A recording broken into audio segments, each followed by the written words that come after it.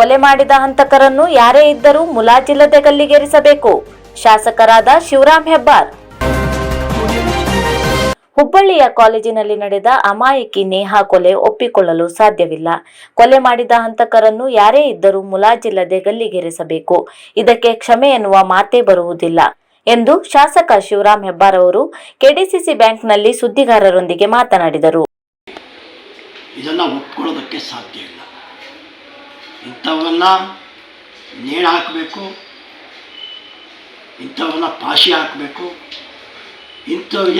ಎಂಥ ಕಠಿಣ ಕಾನೂನು ಇದೆಯೋ ಅಂಥ ಎಲ್ಲ ಕಠಿಣ ಕಾನೂನನ್ನು ತಗೊಳ್ಬೇಕು. ಯಾವ ಇದನ್ನು ಸಮಾಜ ಒಪ್ಕೊಳ್ಳೋದಕ್ಕೆ ಸಾಧ್ಯ ಇಲ್ಲ, ಯಾವ ರಾಜಕೀಯ ಪಕ್ಷ ಒಪ್ಕೊಳ್ಳೋದಕ್ಕೆ ಸಾಧ್ಯ ಇಲ್ಲ.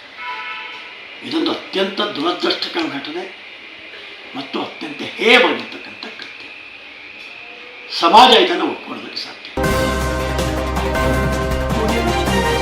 ಕೇವಲ ಮೋದಿಯವರ ಹೆಸರು ಹೇಳಿದರೆ ದೇಶದ ಅಭಿವೃದ್ಧಿ ಅಸಾಧ್ಯ. ಕಾಂಗ್ರೆಸ್ ಪಕ್ಷದ ಜಿಲ್ಲಾ ಮಾಧ್ಯಮ ವಕ್ತಾರ ದೀಪಕ್ ದೊಡ್ಡೂರ್. ಕಾಂಗ್ರೆಸ್ ಪಕ್ಷದ ನಾಯಕರು ಕೇಸರಿ ಪೇಟ ತೊಟ್ಟಿದ್ದರಿಂದ ಬಿಜೆಪಿಗೆ ನಡುಕ ಶುರುವಾಗಿದೆ. ಬಿಜೆಪಿಗರು ಕೇಸರಿ ಪೇಟ ಧರಿಸುವ ವಿಚಾರ ಬಿಟ್ಟು ತಾವೇನು ಅಭಿವೃದ್ಧಿ ಮಾಡಿದ್ದೀರಿ ಎನ್ನುವುದನ್ನು ಜನರ ಮುಂದಿಡಬೇಕು. ಕೇವಲ ಮೋದಿಯವರ ಹೆಸರು ಹೇಳಿದರೆ ದೇಶದ ಅಭಿವೃದ್ಧಿ ಅಸಾಧ್ಯ ಎಂದು ಕಾಂಗ್ರೆಸ್ ಪಕ್ಷದ ಜಿಲ್ಲಾ ಮಾಧ್ಯಮ ವಕ್ತಾರ ದೀಪಕ್ ದೊಡ್ಡೂರ್ ಅವರು ಡಿಸಿಸಿ ಕಚೇರಿಯಲ್ಲಿ ನಡೆಸಿದ ಸುದ್ದಿಗೋಷ್ಠಿಯಲ್ಲಿ ಮಾತನಾಡಿದರು.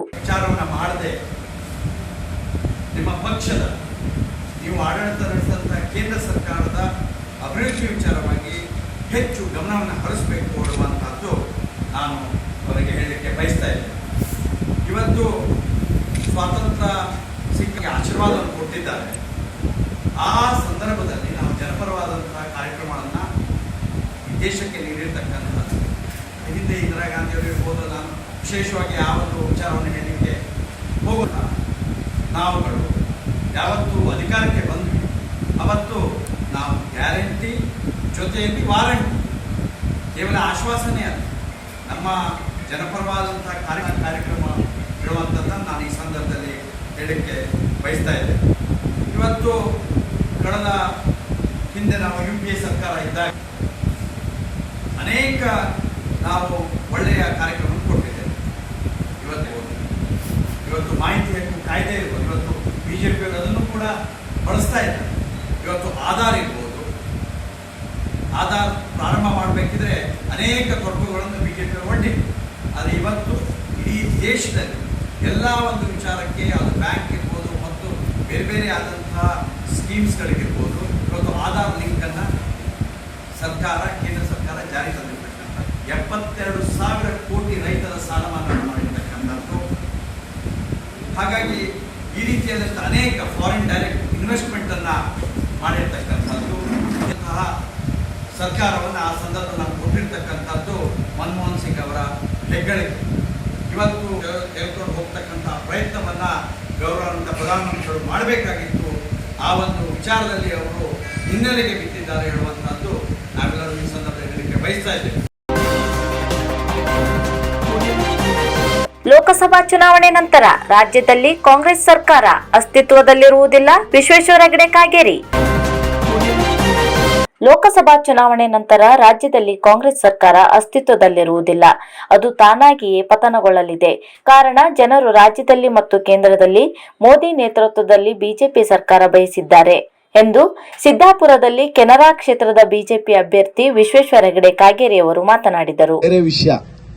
ಆದರೆ ಈ ಚುನಾವಣೆ ಈ ಗ್ಯಾರಂಟಿದಷ್ಟೇ ಅಲ್ಲ. ಇದು ಚುನಾವಣೆ ಅದು ರಾಜ್ಯ ಸರ್ಕಾರದ್ದು. ಅದು ಏನಾಗ್ತದೆಯೋ ಹೋಗ್ತದೆಯೋ ಅದು ಚುನಾವಣೆ ಆದ್ಮೇಲೆ ನೋಡುವ. ಈ ಚುನಾವಣೆ ಆದ್ಮೇಲೆ ಈ ಸರ್ಕಾರ ಇದ್ದಿರ್ತಾನೆ ಅದೆಲ್ಲ ಕಡೆಗೆಲ್ಲ ಮುಂದಿಂದೆಲ್ಲ ಅವ ನಾವೇ ಮತ್ತೆ ಅಲ್ಲೆಲ್ಲ ಇದೀವಲ್ಲ, JDS BJP ಹೊಂದಾಣಿಕೆ ನಮ್ದು. ಹಾಗಾಗಿ ಇದರದ್ದು ಭವಿಷ್ಯ ಏನು ಅನ್ನೋದ್ರ ಬಗ್ಗೆ ಅದು ಒಂದು ಪ್ರಶ್ನಾರ್ಥಕ ಚಿಹ್ನೆ ಇದ್ದೇ ಇದೆ. ಆದ್ರೆ ಈ ಚುನಾವಣೆ ಇದು ಲೋಕಸಭೆ ಚುನಾವಣೆ. ಲೋಕಸಭೆ ಚುನಾವಣೆಯಲ್ಲಿ ನಾನು ಕಿತ್ತೂರು, ಖಾನಾಪುರ ಒಳಗೊಂಡಂತೆ ಎಲ್ಲಾ ಕಡೆಗೆ ಪ್ರವಾಸ ಮಾಡ್ತಿದ್ದೇನೆ. ಎಲ್ಲಾ ಕಡೆಯಲ್ಲಿಯೂ ನಾನು ರಾಜ್ಯದ ಸುದ್ದಿನೂ ಕೇಳ್ತಿದ್ದೀನಿ, ಎಲ್ಲಾ ಕಡೆ ಸುದ್ದಿನೂ ಕೇಳ್ತಿದ್ದೀನಿ. ಎಲ್ಲಾ ಕಡೆ ಒಂದೇ ಒಂದು ಮಾತು ಅಂದ್ರೆ, ಈ ಚುನಾವಣೆಯಲ್ಲಿ ನರೇಂದ್ರ ಮೋದಿಜಿಯವರು 3ನೇ ಬಾರಿಗೆ ಈ ದೇಶದ ಪ್ರಧಾನಿ ಆಗಬೇಕು.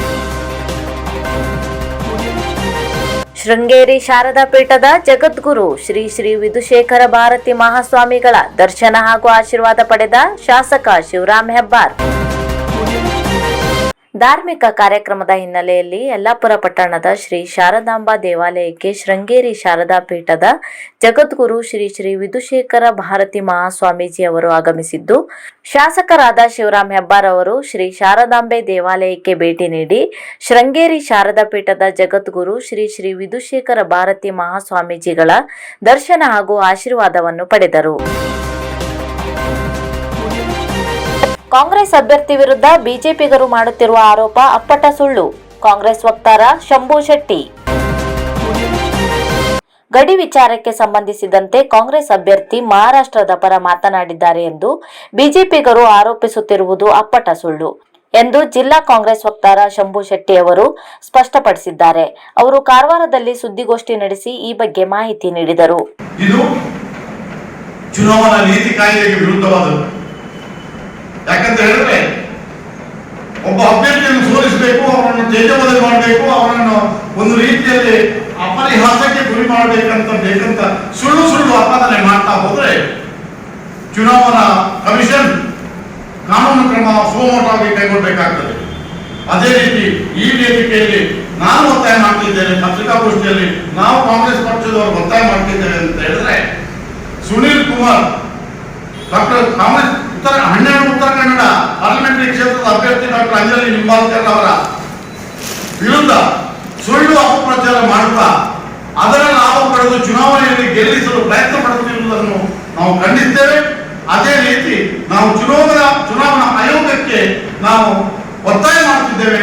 ಈ ಅಪಪ್ರಚಾರ ಮಾಡುತ್ತಿರುವ, ಸುಳ್ಳು ಆಪಾದನೆ ಹೊರಿಸುತ್ತಿರುವ ಶಾಸಕ ಮಾಜಿ ಸಚಿವ ಶಾಸಕ ಸುನೀಲ್ ಕುಮಾರ್ ವಿರುದ್ಧ ತಾವು ಸೂಕ್ತ ಕಾನೂನು ಕ್ರಮ ಕೈಗೊಳ್ಳಬೇಕಂತ ನಾವು ಒತ್ತಾಯ ಮಾಡ್ತಿದ್ದೇವೆ.